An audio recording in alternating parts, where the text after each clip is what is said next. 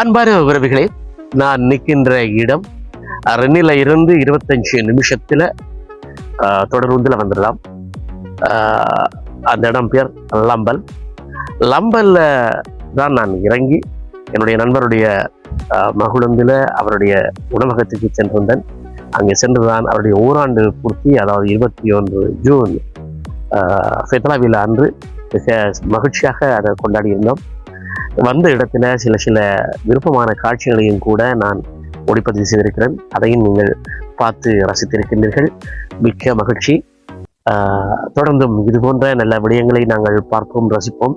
இன்று இந்த உலகத்தில் எங்களுக்கு எல்லாம் மிகவும் வலியாக இருக்கின்ற விஷயம் என்னென்று பார்த்தோம் என்று சொன்னால் போர் தான். எங்கு பார்த்தாலும் போர், இன்னொரு புறத்தில் பார்த்தால் விண்ணுந்து விபத்து, எல்லாம் இந்த செய்திகள் எல்லாம் மிக வேதனையை தந்து கொண்டிருக்கின்றது. அது மட்டுமல்ல, எமக்கும் தாயகத்திலே சரியான முடிவுகள் இல்லை.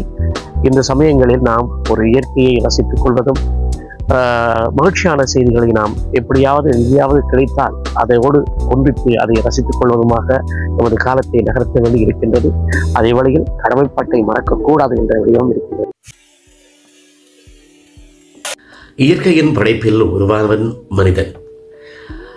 அநீதியும் நீதிக்கான வழிகளும் என்றும் ஒரு நாள் உண்மைகளை வெளிக்கொணரும் என்பதனை நாம் அவ்வப்போது பார்த்து கொண்டுதான் இருக்கின்றோம்.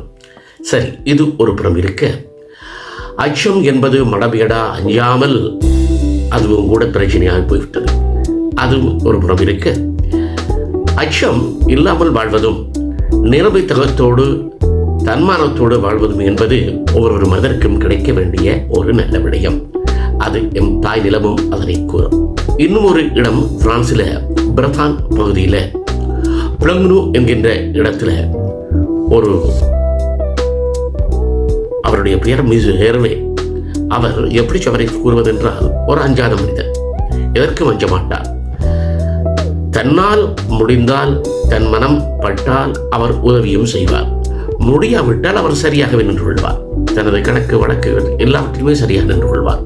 இது பிரதான் பகுதியில் பிளனுகு என்கின்ற இடத்துல சத்தோடுவன் துமாத்து வால் என்கின்ற 2 பெரிய சத்தோக்கள் கூட அவரிடம் இருக்கின்றது. இது மட்டுமல்ல, ஆங்காங்கே அவருக்கு வீடுகள், பெரிய வீடு, சின்ன வீடு என்று சுற்றி வர பல சொத்துக்களை சேர்த்திருக்கின்றார். சட்டம் என்ன சட்டம், எதுவாக இருந்தாலும் என் துணிச்சல் மட்டும் இருக்கின்றது என்று போராடி கொண்டிருக்கின்றார். என்று 90 வயதை கடந்து விட்டார் அவர் யார் என்று நீங்கள் அறிவதற்கு ஆவலாக இருப்பீர்கள். அதே வேளையில் இன்னும் ஒரு விடயத்தை சொல்கிறேன். பிரதான் என்று சொன்னால் பிரதான் பகுதிக்கு எது தலைநகரம் என்று பார்த்தோம் என்றால் ரென். இந்த பகுதியில் வாழுகின்ற மக்கள் எப்படி வாழ்கின்றார்கள் என்பதை அடுத்த கட்டத்தில் கூறுகின்றேன். அவருடைய ஷட்டோ எப்படி இருக்கும் என்பதை ஒரு சில இடங்களில் நான் ஒளிப்பதிவாக்கி இருக்கின்றேன். அவரையும் அந்த சட்டோவையும் பார்த்து வருவோமா?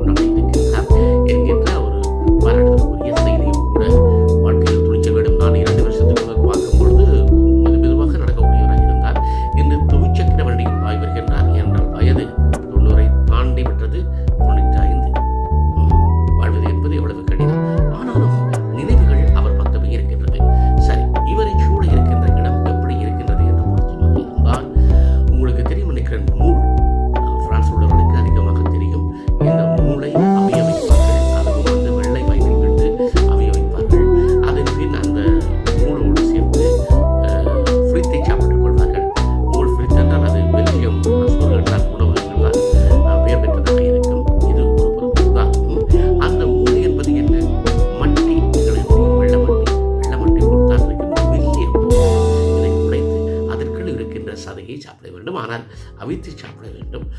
வெள்ளை வாயினை கூடுதலாக அன்று பருகிக் கொள்வார்கள். சரி, இவரை சுற்றி இருக்கின்ற இடம் இந்த மூல்களை கடலிலிருந்து எடுத்து வருவதும், அந்த மூல்களை தூய்மையாக்குவதும், பின்பு அதனை சரியான முறையிலே அதற்குரிய வேலைகளை செய்து அதனை விற்பனை செய்வதுமாக இருக்கும். பல தொழிற்சாலைகள் இவரை சுற்றி இருக்கின்றன. அப்படியான அந்த இடத்தில் ஒரு சுற்று ஒரு நிமிட நேரத்தில்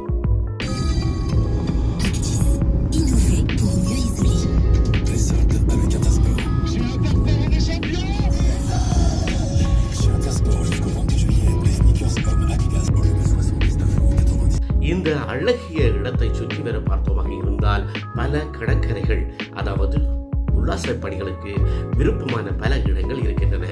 அதில் ஒரு இடத்துக்கு சென்றேன். அன்பரவர்களே, வலோத்ரே என்கின்ற இந்த இடத்துல இருக்கிறது. இந்த இடம் பரிசில் இருந்து 450 கிலோமீட்டர் தூரத்தில் இருக்குது. ஜூலை ஆகஸ்ட் மாதத்தில் இந்த இடத்தை பார்த்தீங்கன்னா பெருமளவு உல்லாச பயணிகள் இருப்பார்கள். இந்த இடத்துல இந்த கடற்கரையை கொஞ்சம் பார்த்தீங்கன்னா ஒரு சில விஷயங்கள் பார்த்துக்கொள்ளலாம். ஒரு நாளைக்கு இரண்டு தடவை இந்த கடல் நிலை மாறிக்கொள்ளும். எப்படி பார்த்தோம்னு சொல்லிச்சுனால் அங்கே இருக்கின்ற தண்ணீர் எல்லாம் கடல் அலை யாவும் இந்த இடம் வரைக்கும் வந்து பின்பு 2 மணி ஒரு நாளைக்கு 2 தடவை சொல்லியிருக்கிறது. அதே போல அடுத்த நேரம் பார்த்தீங்கன்னு சொன்னால் தூரம் வெள்ளமாக தூரம் சென்றவிடும். நாங்கள் அப்போது மணக்கரைத்தான் நாங்கள் பார்க்கக்கூடியதாக இருக்கிறோம். இதனால் ஏற்படுகின்ற ஒரு சில பிரச்சனைகளும் இருக்கின்றது. என்னவென்றால் வயோதிபர்கள் மூதாளர்கள் வரும் பொழுது அவர்கள் சந்தோஷமாக மீன்பிடிச்சு விளையாடி கொண்டிருப்பினும் திடீரென்று இந்த தண்ணீர் குறையும் பொழுது அவர்கள் ஆபத்தில் சிக்குகின்ற விஷயமும் இருக்கு. உங்கள் நேரத்தை கணக்கிட்டு பல நிமிடங்கள் எடுத்துக்கொள்ளாமல் சில நிமிடங்களே தந்து கொண்டிருக்கின்றேன். மீண்டும் உங்களோடு இணைவதற்கு காத்திருக்கின்றேன். நன்றி, வணக்கம்.